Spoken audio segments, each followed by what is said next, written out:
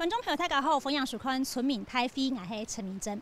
我背后了三步落啊，那种的风景非常的正，也刺眼生态啊，东莞镇见到顶兰有谷、顶兰有谷，其就位在新北市松行区5巷里的地方。松行的地方呢，你客家先民啊，200多年前从福建的漳州、汀州渡海来台，来到那边上京落单、安家落户，但是娃娃为280年过去的，见到了唔要讲客话，变做福佬客。到了等下有个安江的地方呢，20多年前哦，那种水资源区，讲到那边起只松行水库。当时呢，地方上受到清台的反对，故说是签停下来，到民国80年时代是签停下来。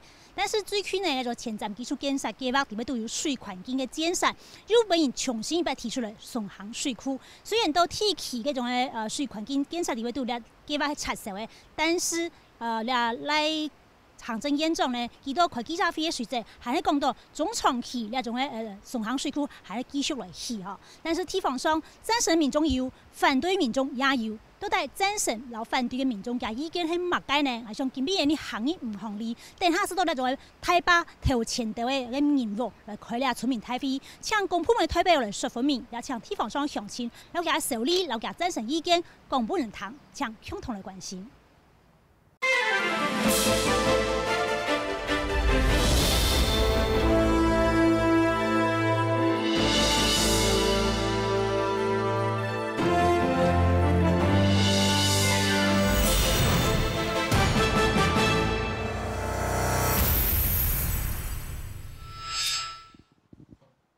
以下節目鏡頭呢，來到你那種嘅5項里嘅人路面頭前哈，你就兩樣地方呢，離你未來有可能起來一種嘅松行水庫太巴，只有差唔多500-600公尺天哈。那馬上為您收嘅今日現場嘅來賓，第一個呢係經濟部水利署水利規劃試驗所嘅所長陳春紅陳所長好。大家早，大家好。再來為您收嘅係台灣大學生物環境內統工廠行內嘅名譽教授范正成，范教授好。各位鄉親，大家平安，大家好。再來係水患治理監督聯盟嘅委員梁一鳴梁老師，你好。好，各位鄉親，各位觀眾，大家好。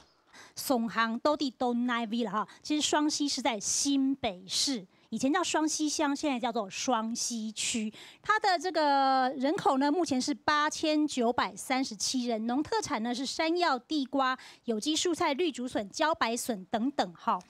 那這是雙溪鄉目前的一個簡單的資料，但是雙溪的人口一直都這麼少嗎？事實上，雙溪過去就在我們錄影這個漁行裡，曾經有個漁行煤礦啊，所以其實雙溪曾經因為這個礦場豐富而有很多的人口。其實在日治昭和時期，1927年做過人口統計調查，當時候的雙溪呢有14321人，昭和2年的時候。是什麼樣的原因讓當年的14000多人變成現在的8900多人？原因在哪裡？雙溪為什麼被時間遺忘了？為什麼被時代發展巨輪所慢慢的遺落了呢？先跟着新聞記者鏡頭來了解一下。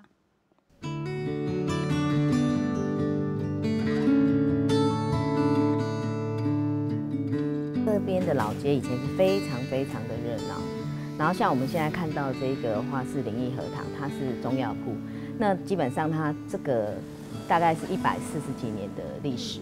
一條60米嘅街路係上海發展長久、頭擺前老年嘅所在，也下早就沒落嘅。街路名號就係頭擺嘅土船頭，也下係民族老寮嘅古建。這邊的話就是我們雙溪的渡船頭，那我們看到就是剛好是2個溪做交流的地方。那這個方向是牡丹溪，那這個方向的話是平寧溪。那以前這邊是一個關渡口。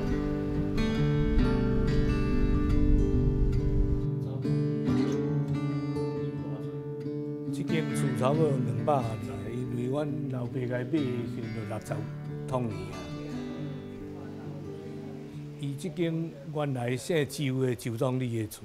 地圖上頭上行嘅住屋路屋，現正係私人嘅屋卡，平常時無對外開放，很多優雅嘅屋主來收嘅假體色，就地也兩層樓嘅建築，頭擺尤其高級嘅。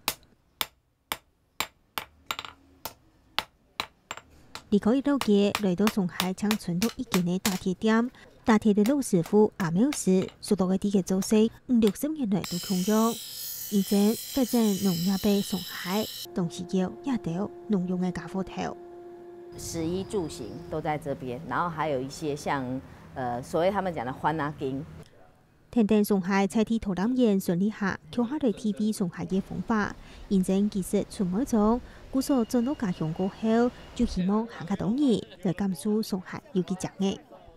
你很放鬆的來到雙溪，那你可能自己可以，如果你自己開車，或者說你就是搭火車到雙溪，那你可以放鬆心情，你不要帶着任何的壓力，就只是在這裡漫步旅行。彰顯嘅河壩水徑流，上海有自然生態環境、農業、人文、韓國歷史、地亞、合作的豐富嘅工藝的，讓人聽錯就可以上海親享嘅所在。刚刚的新闻影片看到一个过去是周总理家200多年了。我们刚才讲说，其实这边是以前漳州哦，福建漳州客家先民来到这边，所以明年就满280年了。所以等于说，很多的客家乡亲很早以前就来到这边。那过去呢，这边曾经因为矿业而兴盛哦，所以在我们目前看到在双溪区公所有告诉我们说，因为矿业而人口增盛，也因为矿业没落，使得人口外流老化的情况非常的严重。但是我们还是来了解一下，因为前一阵子我们的这个赖清德赖院长啊，他针对台湾的5缺开了记者会嘛，其中在缺水那场记者会里面，我们看到就是说具体行动方案，我画红线这地方，中长期109年到120年，北部双溪水库。日供12.6万吨的水，还是在这个缺水的这个赖奎的这个记者会上面有被资料有提供出来，所以是不是双溪水库还是一定要盖？我们现在了解一下双溪水库它的计划是怎么样。它集水区面积是897公顷。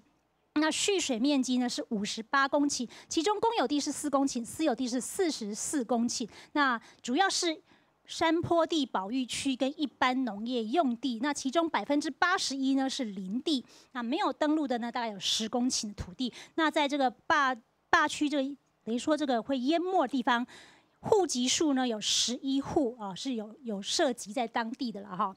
那我们可以看到是它的总容量是1700万立方公尺，但是有效库容是1580万。我们来看到是它的水资源预期效益呢。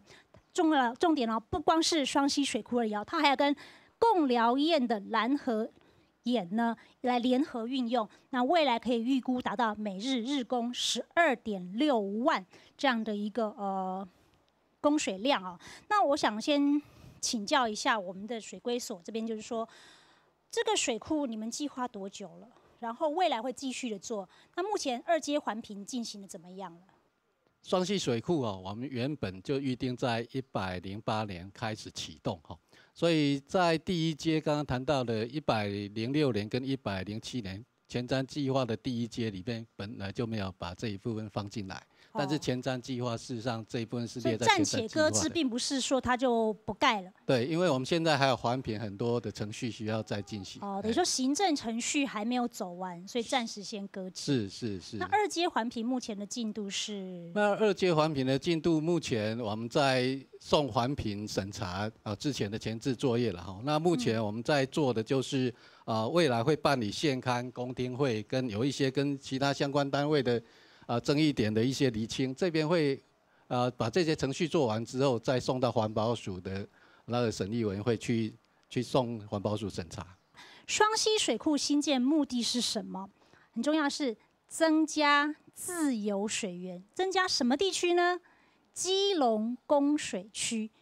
这个基隆供水区就只有基隆市吗？好，我看一下水规所资料，这基隆供水区还包含双溪、贡寮、瑞芳、汐止、万里、金山、平溪、深坑、平林、三芝、石门、淡水，好像还有乌来的局部，是不是啊？所以新北市有13个区，不管是全区或是局部，会用到我们的这个双溪水库，当然也包含基隆市。好，所以这整个基隆供水区目前呢是由基隆的这个新山跟西势水库2个小型的地方型水库，还有翡翠水库呢，每天供给10万吨的这个用水。好，所以为了要增加这个基隆供水区自由水源，所以呢他说要来这个新建双溪水库。另外呢还要强化北部区域水资源的弹性调度。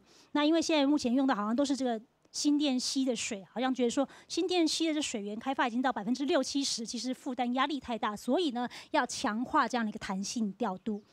那我不知道说梁老师你怎么样看？这两个看起来好像还蛮有正当性的，可是您在地的观点认为说这样的正当性就可以一定要来盖双溪水库吗？我不晓得各位有没有想到，这个案子20年前就已经提出来了。26年前，对，民国80年。26年前，所以你那个时候是刚刚出生，现在是26岁。假如你那个时候26岁，现在已经50多岁；假如你那个时候50多岁，现在已经差不多了。人生70才开始啊，哈。70才也才刚刚开始哦，差不多开始。那表示说，我们社会有很多的变化。当这种变化过了以后，是不是还是用最初的方法去解决？我觉得这是一个最大的问题。是。所以您说，所以我觉得这个基本上是一个政策上，究竟有没有用更深层的思考去想这个问题？是。但是我觉得政府来讲可能比较没有，因为我们常常说政府是单线思考哈。单线思考是什么意思？就是因为所以，因为没有水，所以盖水库，很简单，事情就解决了。但是对我们来讲，我们可能不是这样想。双溪水库也有了测进会，所以地方上就有自救会，也有测进会。我们今天就让自救会和测进会来告诉我们，就是说，到底自救会的立场对于这个双溪水库要盖是什么原因？测进会说要盖是什么原因？不盖是什么原因？好，那我们让请双方来表示一下意见。我是希望啊，未来兴建双溪水库啊，可以成为咱平溪区、双溪区、孔寮区、甲水洪区，唯一的这4区啊，有一个湖泊景观这特色，所以啊，我徛出来成立双溪这个水库这个促进会。并我现在是担任会长哦。是。今仔日我伫遮隆重来呼吁大家唔通过反对咱双溪若是有位于这个湖色景观啊，这特色，咱双溪就会出路谢谢会长哈，谢谢。好，还有这位先生是不是？嘿。为什么我会赞成这个起水库呢？其实我一直咧呼吁，我一直甲各位乡亲报告过。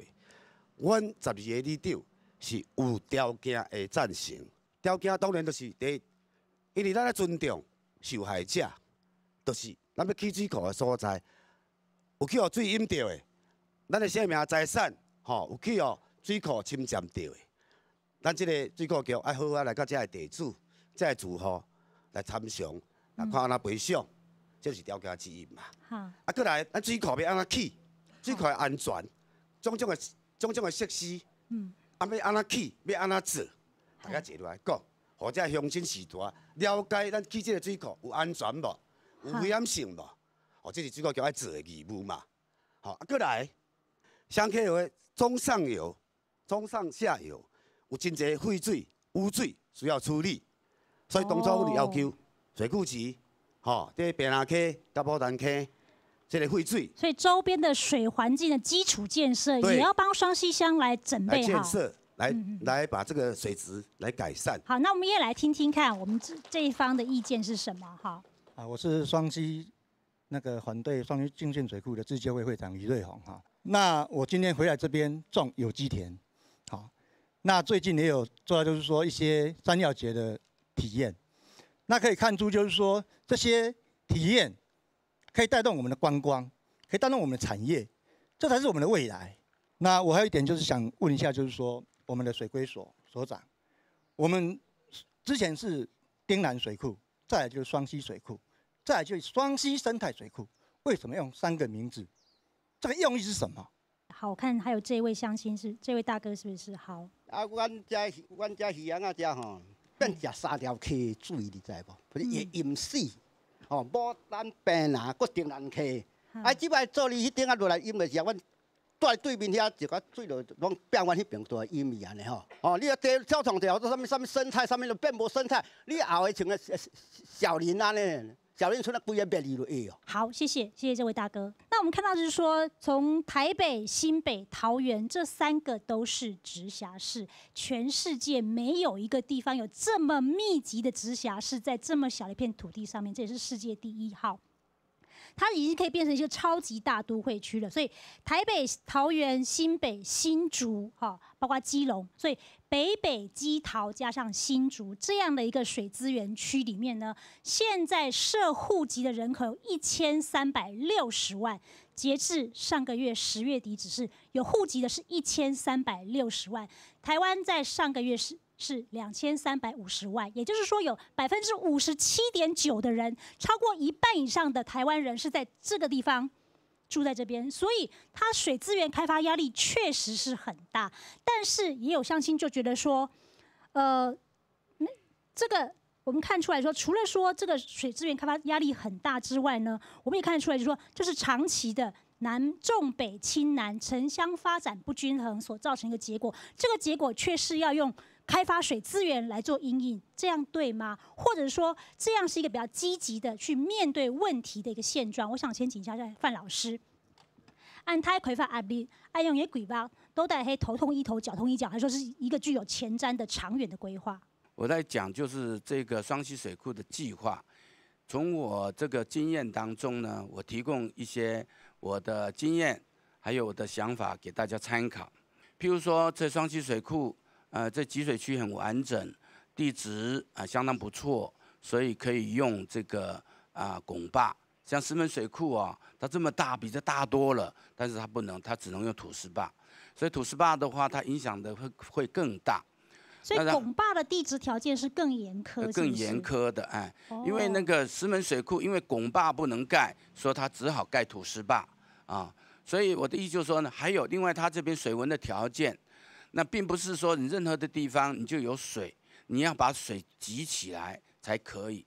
我是苗栗县南庄乡人苗栗县南庄乡我跟双溪很像，因为小时候我爸爸就塞一些头拉骨在煤在木材，可是有一年格雷台风，我那时候小学6年级，哇，把台南庄布个安那密密茂茂结果呢，南庄人走掉1半以上跟这双溪非常像。矿业没落，人就走了。就走了。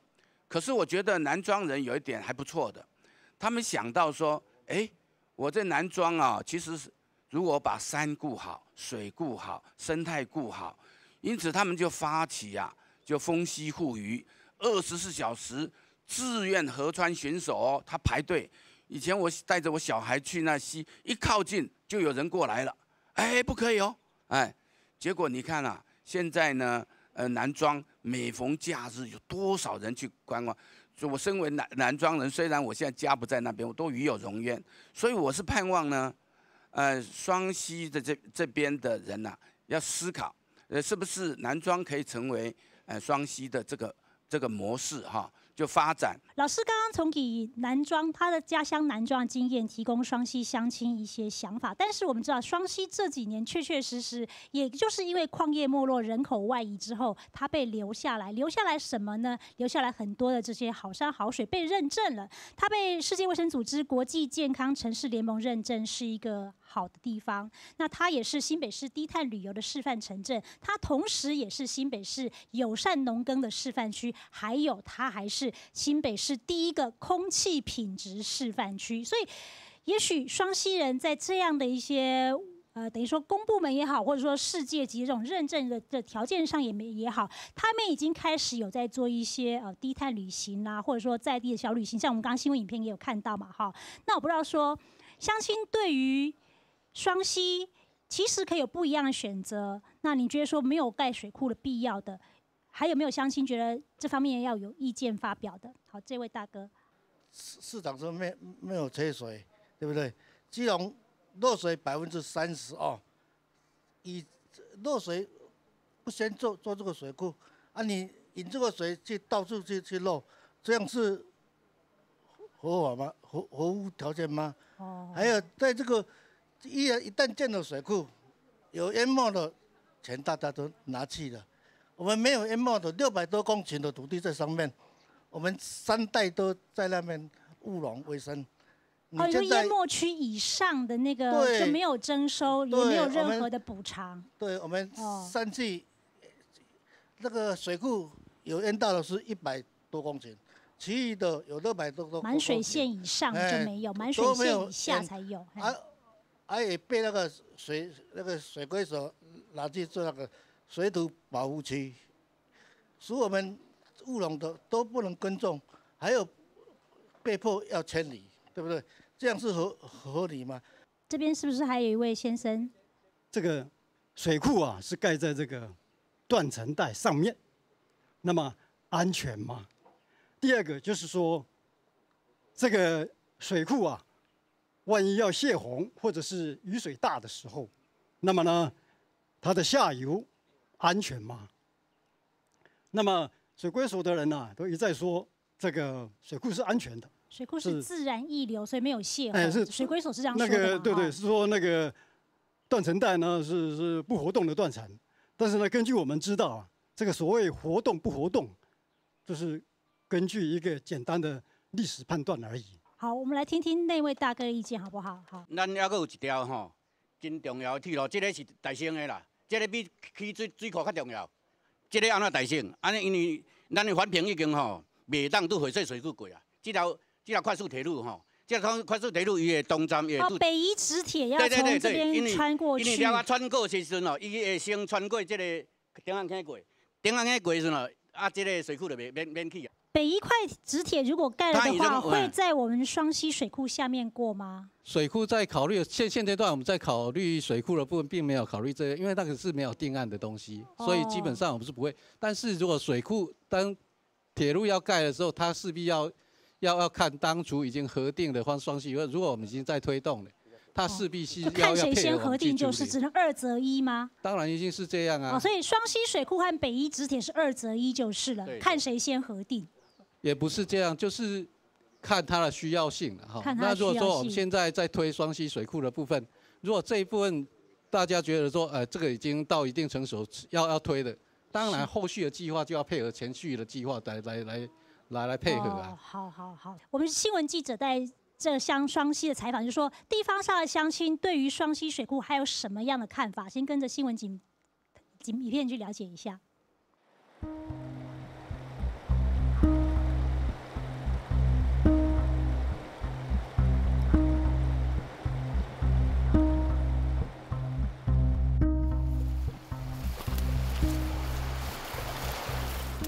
同生意嘅兄弟河巴船行定去，就算落到个羽毛尾，阿杜巴还会坚持要骑啲河巴船，指定骑啲河巴几片嘅山行到天桥，讲出就会拄到位按到马干问题。这我的山迄落啊，因即摆就是啥物要讲做啥物水库，较平较近的遮的，拢去征收去，也剩咧线顶头迄去，顶头迄顶啊去迄个袂种正做理的悬，迄个袂正做理的。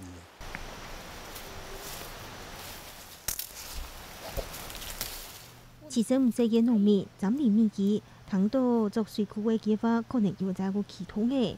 见过唔但将田球冇睇咧，连家业没话唔见睇。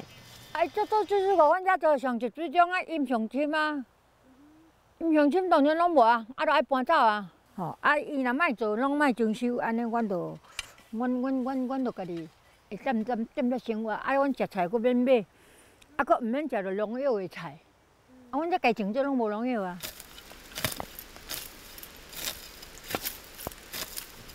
陈阿姨系公园人，伫上海做游击工作，看准上海嘅好山好水，将总结出按照定位农产品。谈到亚摆做上海水库嘅计划，要在个系统嘅，除了田野、温毛铁、饮水嘅问题，也都没少偏嘅。这边是贡寮地区哦，就是所有的河流的出海口，而且是地势最低。每次下大雨做台风的话，哈，就是连梅雨季节的时候它都会淹水。水库是双溪的话，应该是在这一边那个位置会那边，好这一边的位置。那这一边的位置出来的话，它所有的河流都出海口都全部会集中在这边，水的负荷会更没办法消化。也是上海产业太出的世界。友善有机的耕种方式是上海的农产品上到消费者的蔬菜。农业涵盖是上海其中一个主要产业。是讲有的水库会影响到上海汉北农业的发展方向无呢？双溪水库呢，靠近这个曲尺断层，它是一个逆冲断层。虽然说在民国85年这个报告书里面说它是非活动断层，但是我们是不是有更多新的数据来告诉我们说，这条断层到底对双溪水库有没有影响？我想请问一下水规所，有没有请中央地质地调所先去做过这个调查？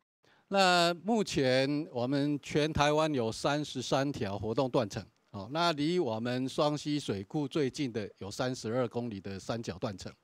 那曲尺断层在台湾生成之前，它这个就把煤矿坑上面绿色那个都是煤矿坑哦，它已经把这个煤矿坑大概已经当初在形成的时候，它这个已经划分出来。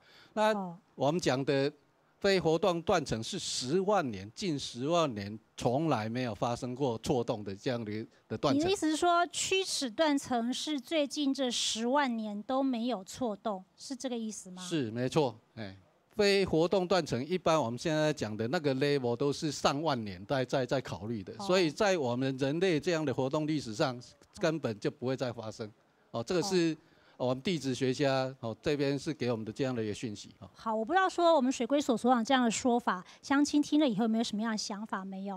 好，我先请这位大哥好了，这位大哥。我从事土木工程30-40年，雪山隧道、核能市场，我都是在那里干主管，所以有关于水库的安全性问题，在我个人而言，绝对没有问题，绝对没有问题。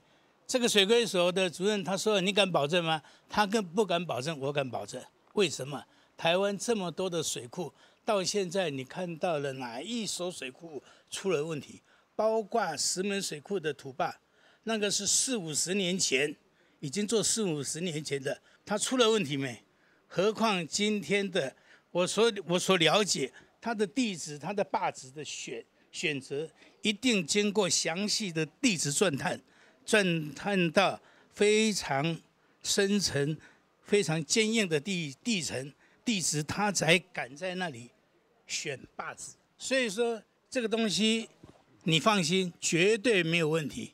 好，这位大哥穿红色，这位大哥嘿。要盖水库的时候，我们应该要相信水规所的规划了哈，所以他们是专业啦，我们并不是专业。当然我们尊重反方了，一些什么生态保育，这个如果说生态保育重要，还是说人民的饮水重要，要两全相害取其轻啦。你们是大局着眼，对，就是这样子。好。丁子兰溪的生态到底有多丰富呢？我们看一下这边，譬如说有小湾嘴啦、毛蟹啦、台北树蛙，这都保育类的，还有青纹细葱啊，那还有千色水东、翠鸟、蓝腹鹇、蓝雀等等，我们的国宝鸟都在这边。好，那我问一下水规所好了。就是因为这生态这么丰富，所以双溪水库又叫双溪生态水库吗？还是说你们用生态水库是说将来水库盖好之后，会有一些生态环境教育附加在这个水库的功能上面？除了要蓄水发电之外，还兼观光休闲环境教育等等等等，是这样的意思吗？我们讲的生态水库，主要是在民国85年提送环评的阶段里面，我们在这一次提的过程里面，我们有做到第一个回避、缩小、减轻跟补偿这4大策略。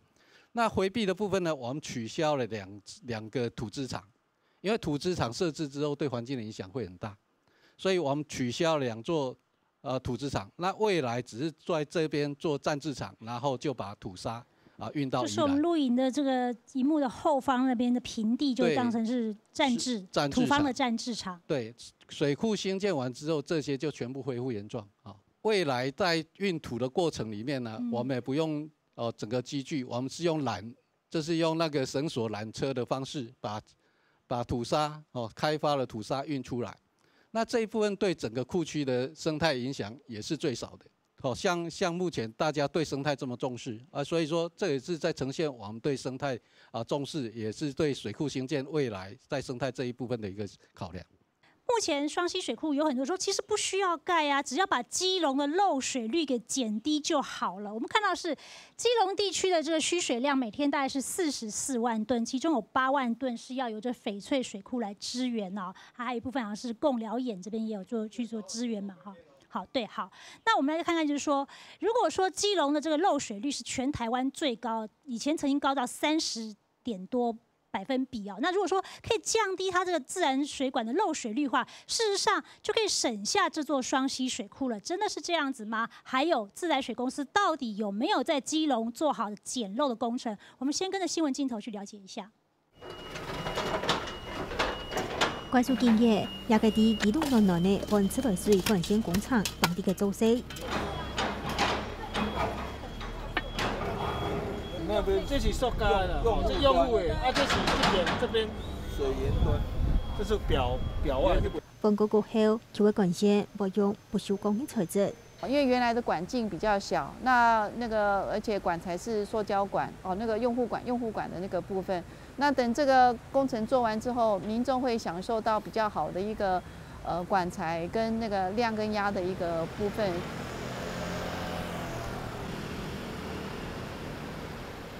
基隆的建筑物都顺电3排的气电箱，体现红管线起位也有问题。是知道基隆的自来水漏水率是全台湾前高位，故所也按动原来讲大漏水率是台湾自来水公司的重点。降漏的这一个区块，我们目前可以讲是说无所不用其极。这些老旧的管线要去把它汰换掉的，它没有金额的上限，就是我们能做多少，好，全力的跟我们支应。然后我们也引进国外的相关的。这个地方就是我们供应基隆地区的7个净水厂其中之一，暖暖净水厂。那暖暖净水厂里面，它有3套设备。就算基隆接上落去，拥有新山同时是2处水库，不过行起过3万个来改善漏水的问题，现正将基隆市区1日就会22万吨的水来用。有潜在的风险存在，基隆。其实它是整个就在东北季风来的时候，它会下雨。可是从清明或者是端午节，尤其是端午节以后，一直到中秋这一段时间，整个东北角它几乎都不下雨，除了台风直接侵袭到这个东北角以外。延伸年光大漏水率，台水公司按算109年而降到23.8%。安内基隆可能会有个欠水问题，就如何解决的下？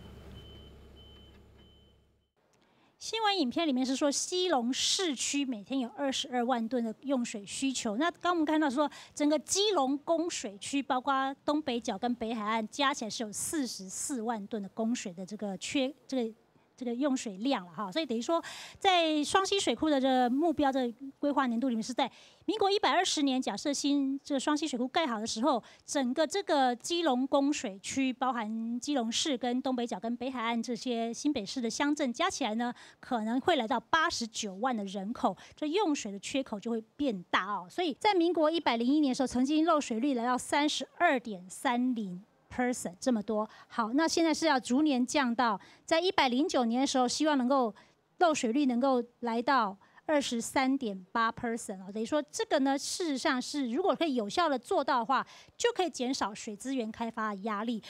老师，其实你也在这个报上，又在专刊上面投书嘛，就说事实上减漏会不会也是一个在开源节流上面一个很重要我们必须要做的手段？那这个减漏是其中的一项。那但是我们要知道，不可能减到0的。那世界的标准是多少？可能在15%，我觉得就相当的了不起了。但是我觉得还有一个呢，更重要的事情就是，那个自来水的水价是不合理的。如果有一个人家呢，他家弄的游泳池每个月用1000度的水，他只要缴1万块。可是多出来的7000块跟或者1万块，是我们全体纳税的人给他缴的，这其实是不合理的。所以用水大户的水费，就基本民生用水之外，用水大户不管是商业用水还是工业用水，它其实要有调升。是，应该是我就是应该反映它的那个反映我们的这个取水的成本。我举个很简单的例子啊，有人去做 SPA 哈，哎。他收钱很高哎，就 SPA 对不对？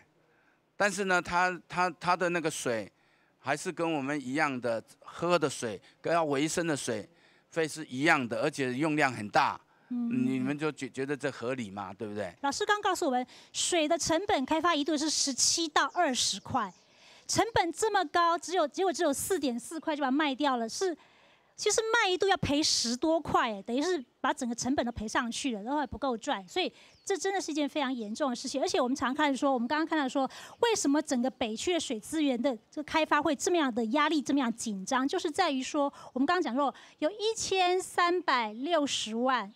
台湾将近57.9%的人就住在这么大的地方，而且这个地方2级、3级产业、服务业，还有这种制造业、工业是非常非常密集。譬如说新北市也有很多这种工业区啊，竹科也是一个用水大户啊。好，当然像新北市、像台北市也有很多所谓的商业用户、大饭店等等。如果说水价没办法反映的合理我们的这个取水成本的话，当然就没有节水的压力。我们开再多的双溪水库，恐怕也都不够用，这是一个声音。那我不知道说，听到这样子，我们乡亲对于双溪水库还有什么样的想法没有？不管你赞成或反对。好，我们先听这位大哥的意见，等会再让这边发言。以目前双溪这边取水量，刚刚这位大哥所讲的，每天提供8万吨的水，那水库做好，提供12.6万吨的水，这都是你们的简报的资料哈。对，其实我是觉得你们的简报都把目前贡寮南河堰的水和现在双溪水库的水，都把它算成双溪水库的水。如果双溪水库不盖，我们现在每天可以提供8万吨。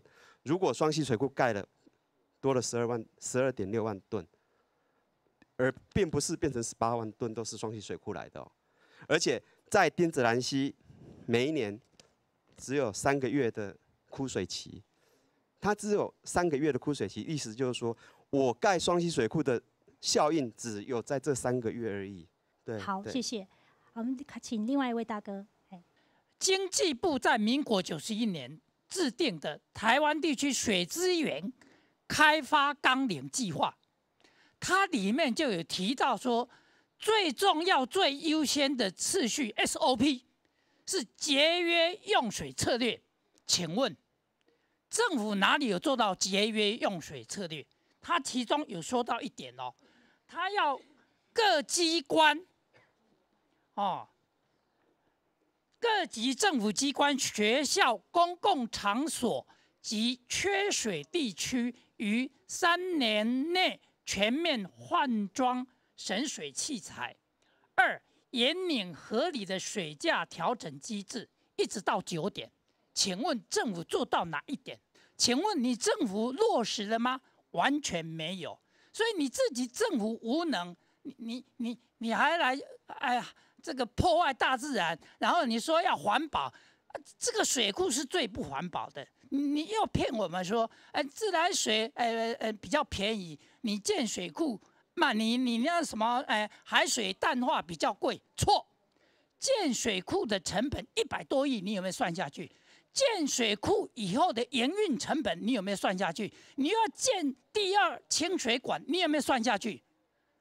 基隆市长林右昌去找自来水郭董事长，他说3年要降4%的漏水率，1年可以省掉1000万吨。这个事情不做，要花100多亿来双溪破坏来建水库，这样政府不是本末倒置吗？好，谢谢这位大哥。好啊，这位大哥嘿。虽然多咱讲有漏水，但是政府漏水嘛一直咧做，唔是无做啊，逐年嘛咧做啊。是。做你这做漏水，即马会好，10年、20年又搁做一届。这个漏水，你若咧大都市的大马路咧漏水起来，马上看到敲电咧自来水水来治疗啊嘛。你若咧水头搁接来接去，走来这偏僻大街小巷，遐弯弯挖来遐物件，你就看袂到流咧涂骹。安怎流你嘛看袂到，无可能讲你每一间街仔路拢去甲挖起来看，这不可能的啦。过来想看，最好方法嘛是爱水库才有办法。所以我感觉讲，这是国家的政策嘛，我愿意配合政府的政策来兴建上个水库。我感谢各位。好，我看这边还有位大姐，是不是？哎，大姐。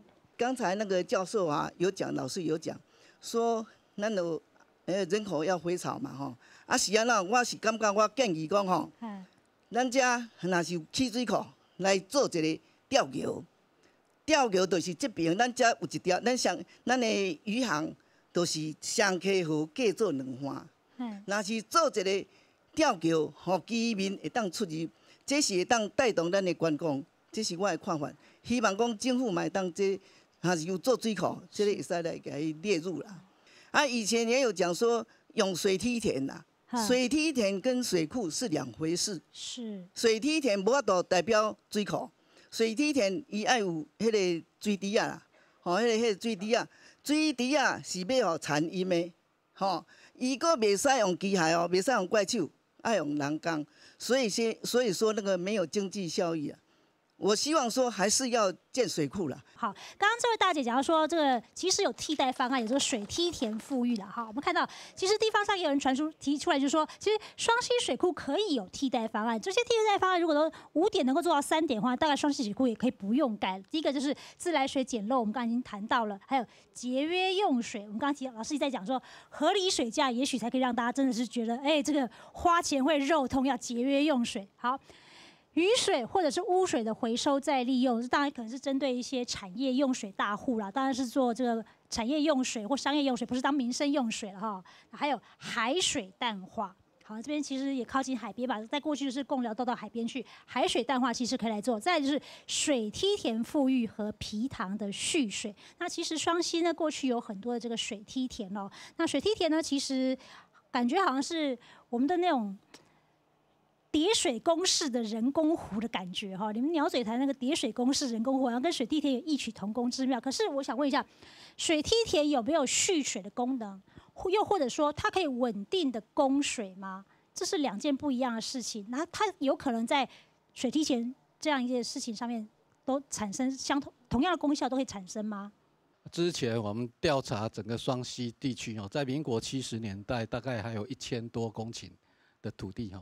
在做那个稻田，但是我们讲说水梯田即使要富裕也好，不过到现在大概剩下100多公顷而已了哈，这个量非常少。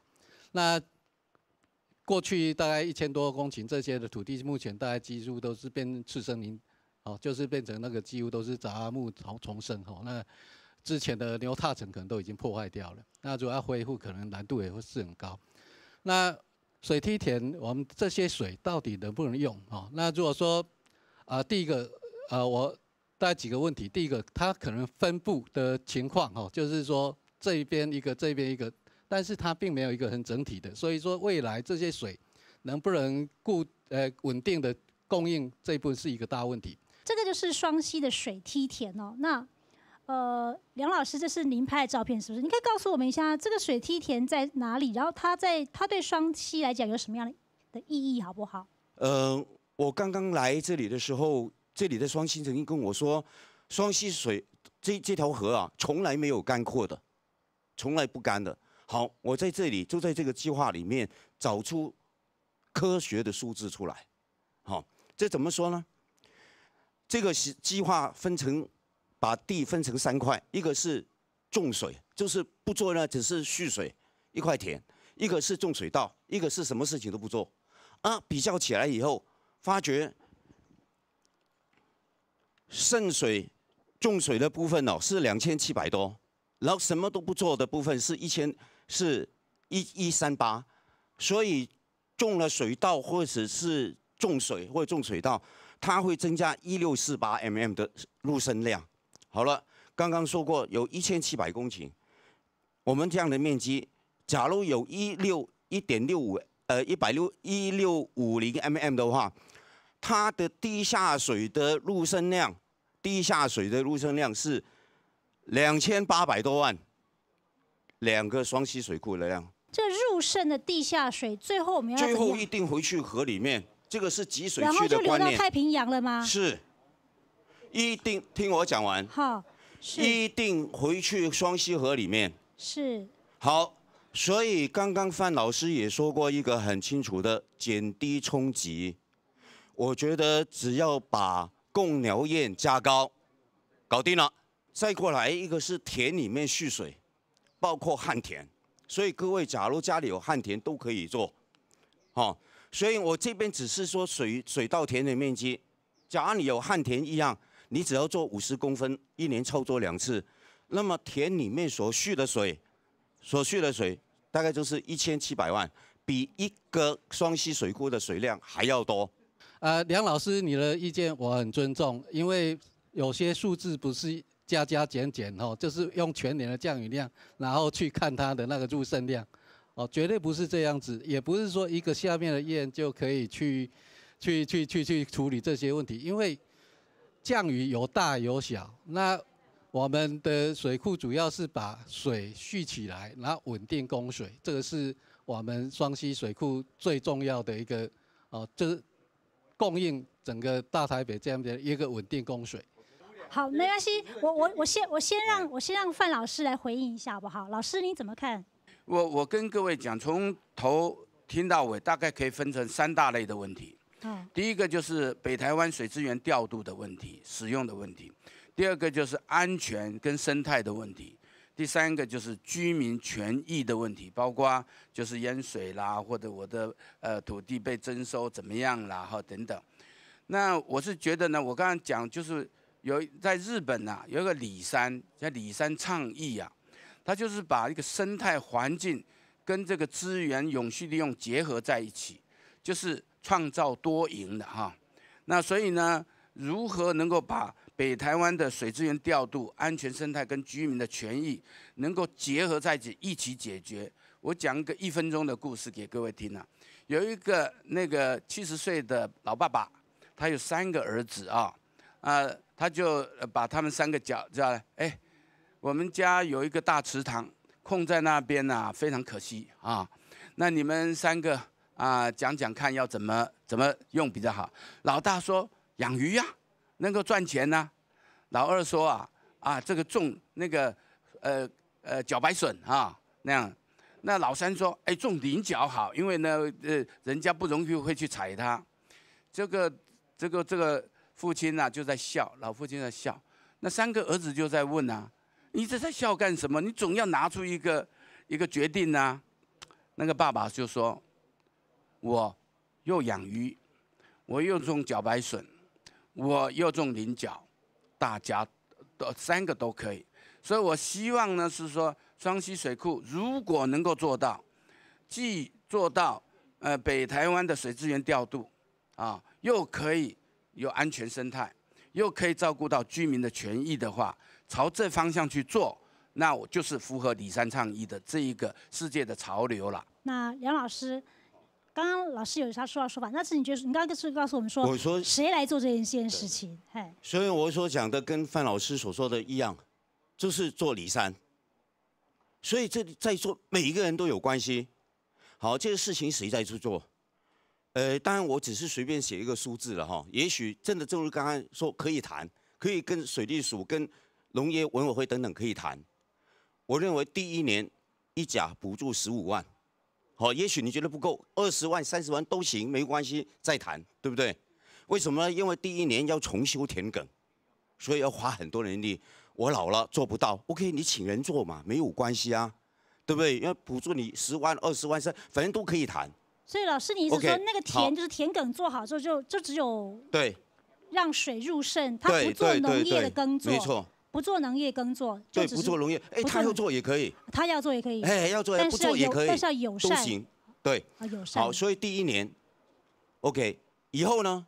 我比照休耕那个目前休耕最高是8万5，好，我们因为休耕需要种绿肥，还要翻田，还要做很多事情，我爽一点，8万块就好，1甲8万块，这样子一算下来，126亿可以做90年。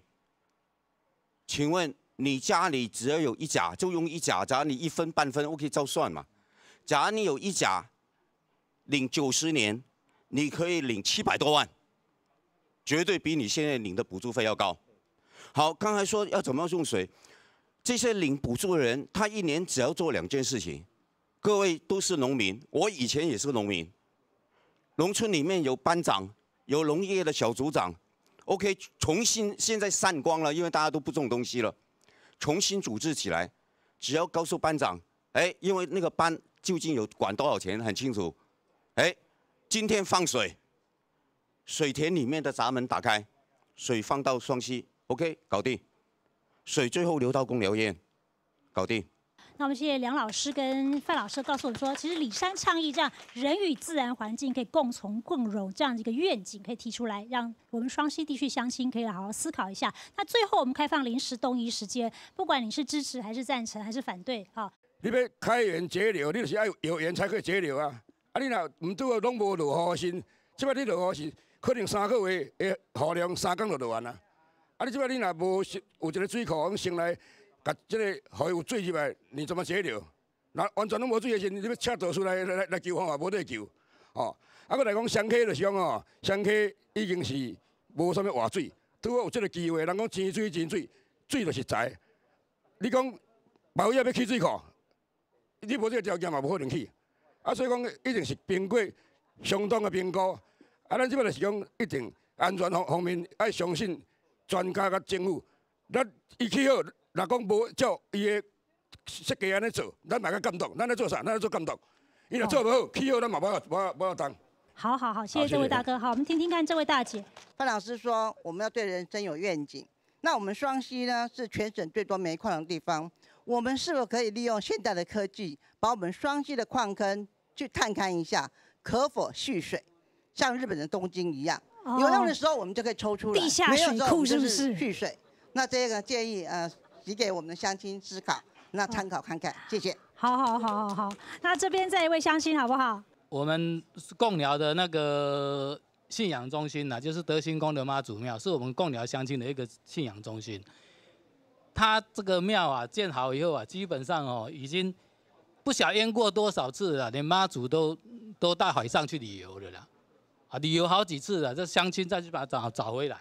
啊，经过了几次以后啊，这个信徒们啊，大家建议说哦，不然把这个庙垫高了，庙垫高。所以现在的你们到双溪德兴宫去的时候，那个德兴宫已经垫高1楼高。那如果说这个水库万一盖好了以后，就是说如果水量超过大，淹过这个堤防的时候，那妈祖不是被泡在水里了吗？他们12个里，就双溪的12个里是有条件的跟水资局做交换条件。水归所。那这个跟水归所做交换条件，那这个条件是什么？我们我们并不清楚啊。啊，你是不是出卖我们双溪的？出卖贡寮？因为你变成是一个黑箱啊，我们完全不清楚啊，你们讲的是什么啊？那我想先请教一下我们的水归所，就是说，事实上，双溪水库的所在地是在双溪的渔行里，但是你们的沟通只针对渔行里的居民吗？还是说扩及到双溪乡的乡民，甚至是下游的贡寮乡的乡民，而不是贡寮区的居民？你们的沟通层面范围有多大？还是说，这个部分你们未来会来持续做？那有条件的支持你们，那些条件你们可以兑现吗？这几年来，我们持续都在跟几位里长，我们没有所谓什么交换条件，这些里长原则上都是替地方在地方的建设、地方的想法、地方会有什么样的需求，他把这些意见提供给我们，然后我们希望我们在水库的兴建过程里面能够回馈地方，能够地方所需要的需求，我们纳到水库里面的建设里面去。我想地方有地方的需求，地方有地方的人文化，未来水库的兴建，这些都需要结合地方的文化。那未来在设计阶段，任何包括地方这些营造，我们都欢迎大家共同来讨论。我想这一部分可以，希望是未来双溪水库，即使如果能够兴建的话，是一个双溪地方在地的想要的一个水库我这是希望的。那未来这边我们还会持续沟通包括梁老师或是我们的几位乡亲这边有很多误解那这边我们希望还有时间再跟大家好好来聊聊。所以沟通的机会还是有的。好，我们再来看一次双溪水库新建目的，它是为了增加基隆供水区的自由水源，要强化北部区域水资源弹性的调度，当然还有是因应气候变迁。但是我觉得那有没有可能是一个倒果为因呢？今天更重要的是看到整个北区水资源。它的开发压力是这么的大，当全台湾有57.9%的人住在北基桃含新竹的时候，水资源的调度当然是会非常紧张。但是我们要回头问的是，这难道不是我们的国家政府、我们的政策长期的重北轻南，我们的国土规划、产业政策出现了问题，才造成双溪或者是其他的乡镇城乡发展如此的不平均，而因为城乡发展不平均，这种不均衡的地理发展，造使的偏乡到最后必须很无奈的有条件的通过，有条件的答应说好吧，来让你盖水库。我除了让你盖水库之外，我想象不到我这个地区在被停滞。没有资本投入，没有资源政策投入，这么多年之后，我还能有什么愿景？这难道不是一个更上位我们应该去思考问题吗？所以不是只有双溪水库是双溪人的问题，我们要看到是说它倒果为因的这个国土政策、产业政策重北轻南、不均衡地理发展的这样的一个现象，应该要在这一次的这个讨论里面得到全面的重视。以上是今天的村民大会，谢谢您的收看。下礼拜强 Q 时间持续收听村民台币新闻台，感恩支持，谢谢。